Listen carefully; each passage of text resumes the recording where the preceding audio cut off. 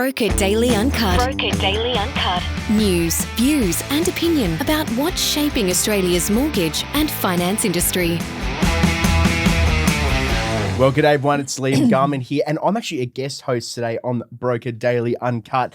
I'm usually the host of the Smart Property Investment Show, and I'm filling in for some of my colleagues as they're currently overseas.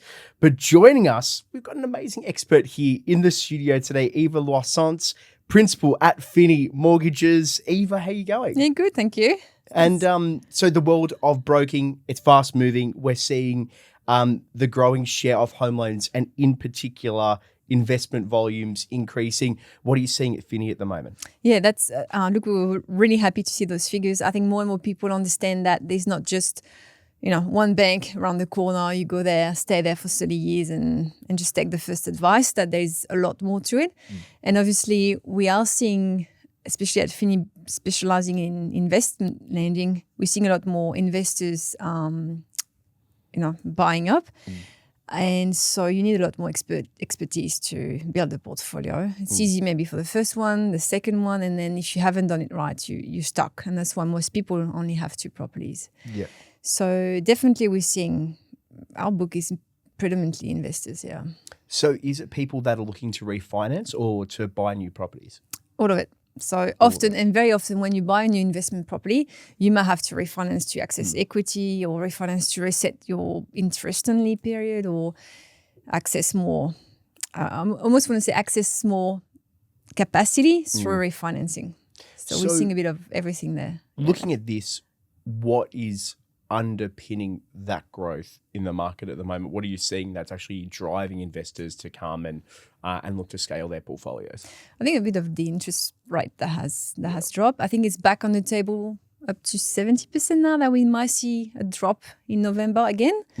70% is not a big number, but if you ask me a month ago, I think the hope were 0. So that's moved, and I think people are seeing markets with a lot of opportunities, especially in Victoria. So that's where we see a lot of our investors buying, where you can buy a house for like 500,000-600,000 with okay-ish yield, but a lot of growth potential. Yeah, there are still those boom suburbs out there, and we're seeing that in smart property investment as well, that there are so many investors that are going to that Victoria market where it is just simple to get in.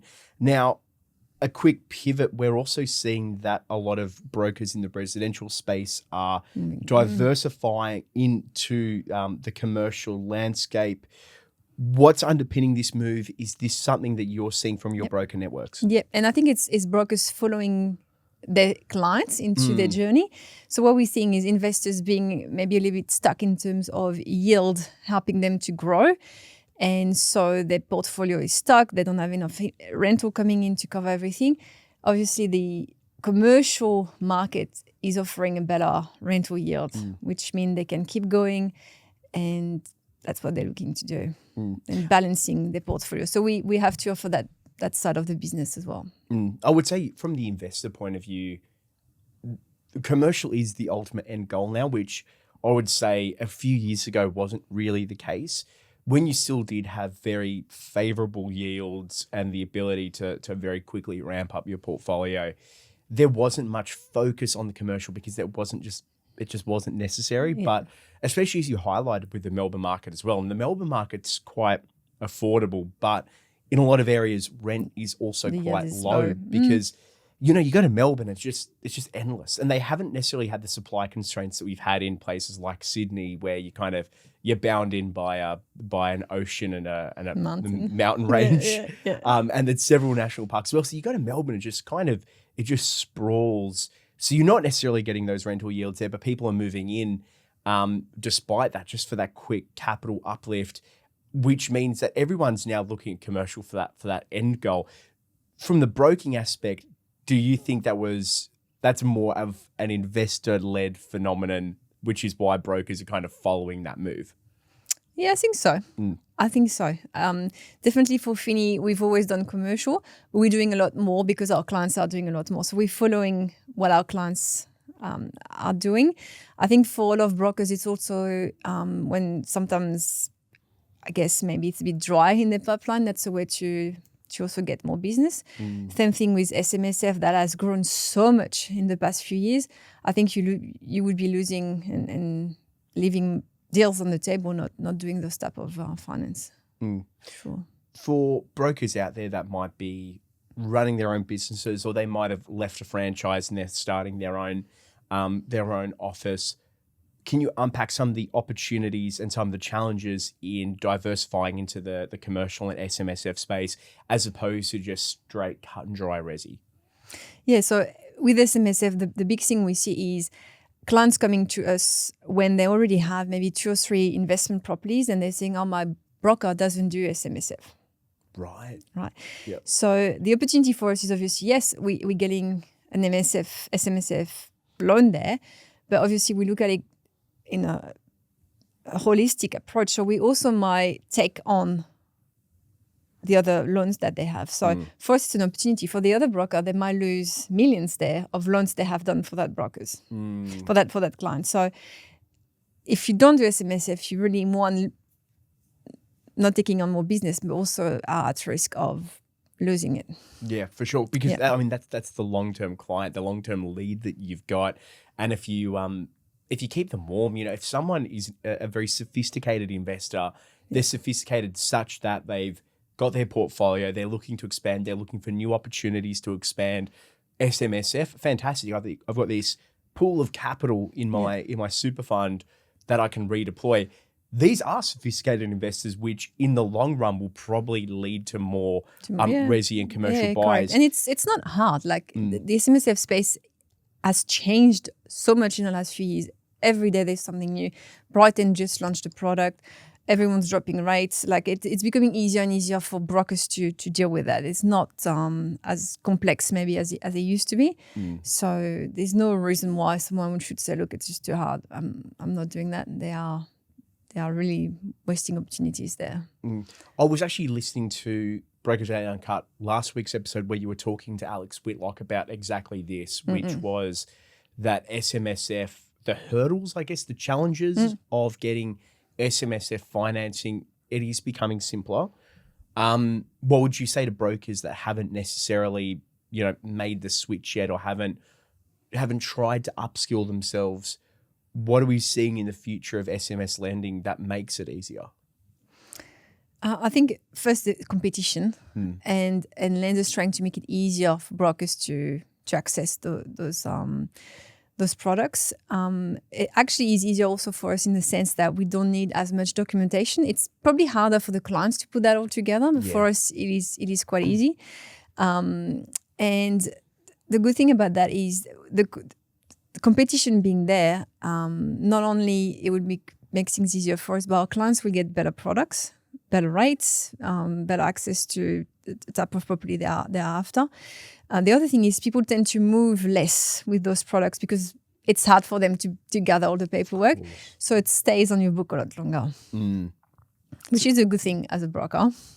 You're looking at that long term, that potentially 30 years until someone goes into retirement. Now, those are all quite positive opportunities in the world of broking. However, there is a little bit of pushback from the banks that we've seen over the last week, and in particular, some of the major banks ramping up their proprietary channels. Eva, what are we seeing there? Yep. Yep. Yeah, we've seen that. And look, we see it anyway. There's always been a bit of a conflict. I've just recently lost a client to corner bank just because they offered the cashback. Say, look, come with us and we'll give you $4,000. Same rate, same everything. But the client, of course, takes the $4,000. 100%. $4,000's quite a lot. It's quite a lot. Yeah. It's after tax money. It's straight in your account. Yeah. Yeah. I don't mind losing those clients because I find they will take the $4,000 today here. In 6 months' time, we'll take it somewhere else. And they're not clients that are after advice and expertise. They just want a cheap deal. Yeah. So that's just what we've always seen happening. But I think the major are really trying to get us a bit out of the equation there. We've seen that. Looking into a crystal ball, what does this increasing conflict? I don't know if that's the right word, but this increasing tension between the banks and the broker channel, where does it look to lead? And for brokers that are listening to this podcast that may be losing more clients than they care to admit, how can they improve their offering, improve their service to compete with the major banks? I think we can't compete for something very simple. If you're just looking at a 2-pay YG, just buying their home, like simple, like I feel sometimes sorry for first home buyer brokers, like the one that are just doing that, because that's becoming so easy for people to just put their information in the system that it would get approved, without much human, inside there. I think if you can diversify yourself or upskill yourself into providing more complex solution to maybe investors or even someone that looking to renovate their house, put a granny flat, something that requires a little bit of human inside there. That's something the branches or automated system would find harder to just go through, and someone will have to pick up the phone or see somebody to get an answer. So diversifying what you're actually able to offer the client at the end of the day. I think more expertise than some, just tick and flick sort of, and find a niche, I'd say. Yeah, find a niche. So what that niche might be the SMSF space or the commercial space or the...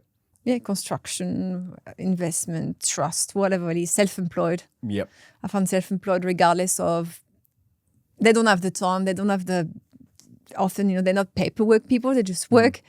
And they just don't want to spend time in front of a computer trying to understand how that works. Even if it's simple, they want someone to do it for them. 100%. And I think the world of people's attention span has dropped so much that I can't even... I can't piece it together at all, which is why I always rely on the experts, like the team at Finni. You mentioned before one way that brokers can stand out is by having that niche.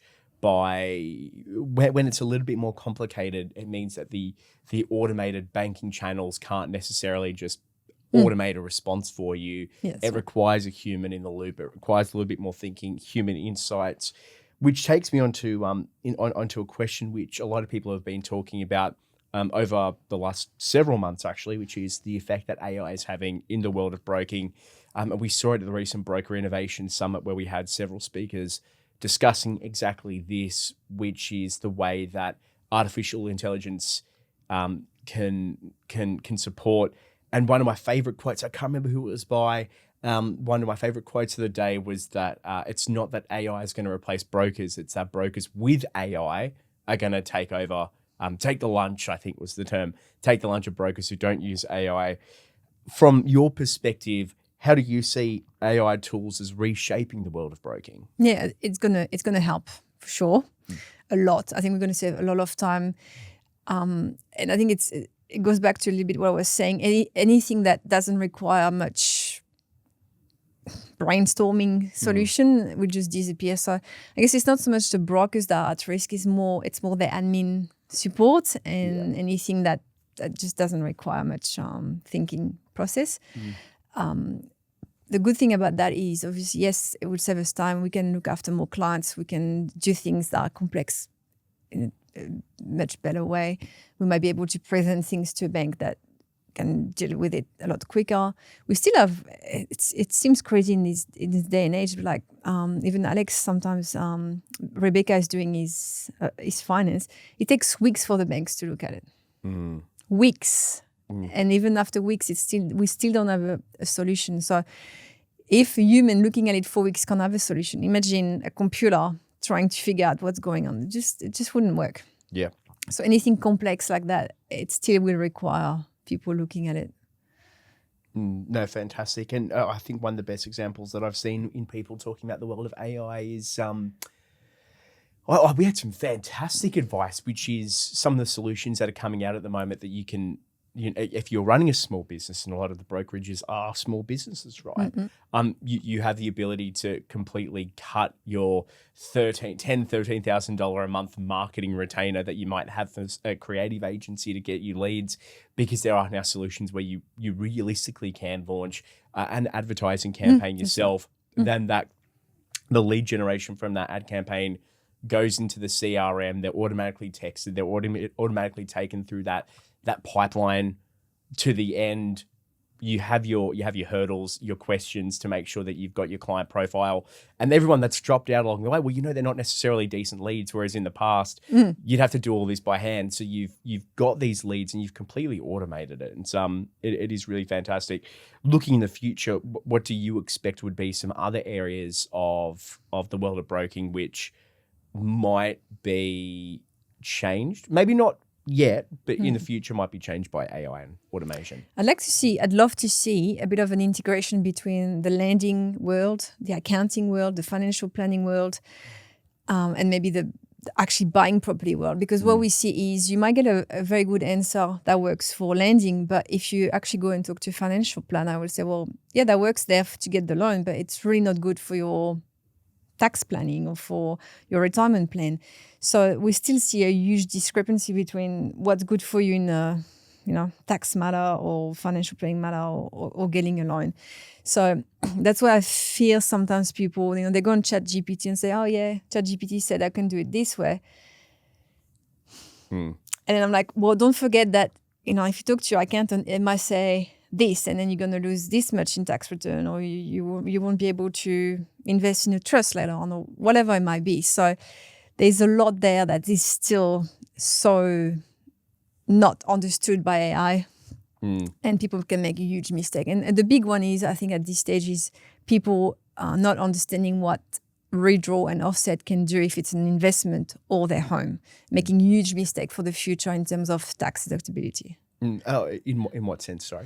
So, for example, someone buying their home or a home, they will live in it, but they always had the idea that, it's just a home for now and might be an investment later.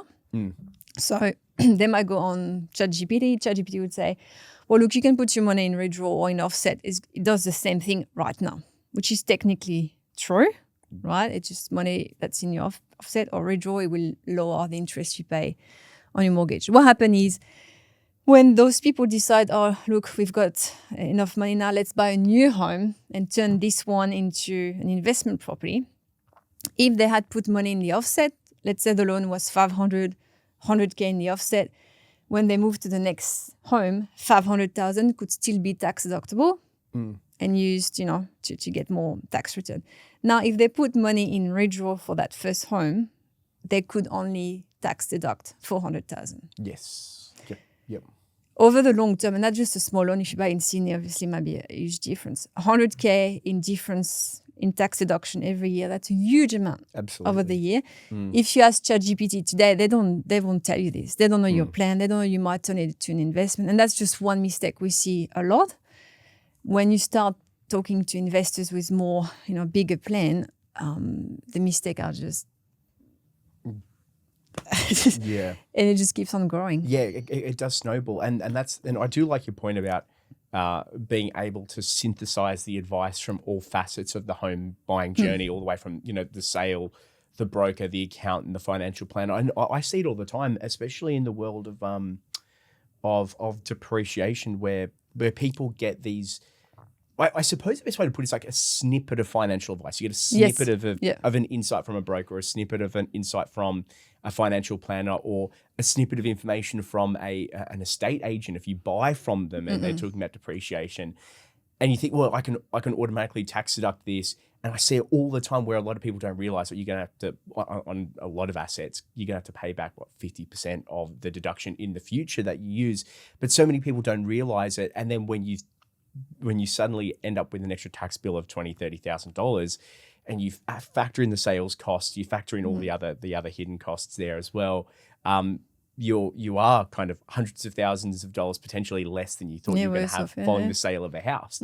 But a lot of people don't see that because of precisely what you said, which is you get these kind of snippets of insights from everyone, but there's no overarching system. Yeah. And look, people say that all the time. It's like you only get from AI what you put in, right? Yeah. So if you don't explain all your situation, which you wouldn't, you're not going to get the answer that will actually put you forward. Oh, 100%. Yeah. I think with AI now, I'm spending more time writing my prompt. Like I'm very fortunate that I'm using my my same account for everything. So they know the style, they know the output that I want. They know you better than and me. they know me better than I know myself. Yeah. And now I'm like refining my prompt. I could spend like 30, 40 minutes writing a prompt to make sure the answer I get is perfect, but then that saves a day of work. Yeah. Anyway, I digress. Eva, what's next for you? What's next in the world of Finni Mortgages at the moment? So we see like obviously the end of year rush coming. Yeah. Yeah. So again, we deal with a lot of investors. So a lot of them wants to buy a property before the end of the year. That's what it is. It's just an emotional thing, Yeah, right? yeah, totally. But it's just, people want to tick box. Yeah. And I think with what's happened in early October with the launch of the first home buyer scheme, that just creating a bit more FOMO again. Oh, 100%. What are your clients saying about it? Look, they're happy about it because the investors, they want the property market to grow. Yeah. There's a lot of cynical conversation going on there on the actual benefit of it. Yeah. No, I feel it, and I get the emotional side as well. Where we're buying at the moment, and for some reason, I just desperately want to get in before 2026. And there's no reason to it, by the way. Yeah. But you should, because the truth is, because it's the same thing with FOMO. Everyone wants to get in. It's pushing, artificially pushing the market up. So in 6 months' time, you won't be paying the same. Oh, no, for sure. I mean, I'm going through like a bit of a drawn out process with the finances. So I think at best, it's going to be December anyway.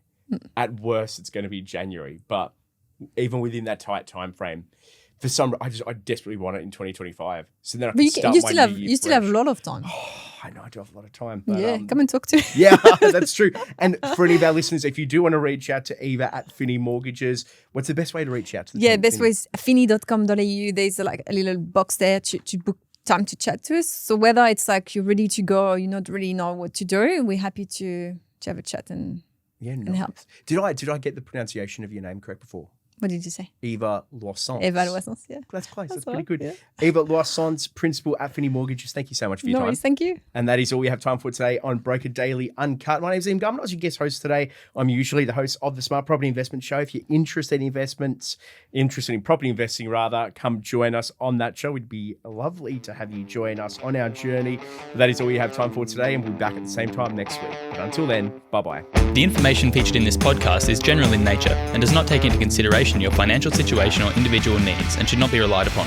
Before making any investment, insurance, tax, property or financial planning decision, you should consult a licensed professional who can advise whether your decision is appropriate for you. Guests appearing on this podcast may have a commercial relationship with the companies mentioned.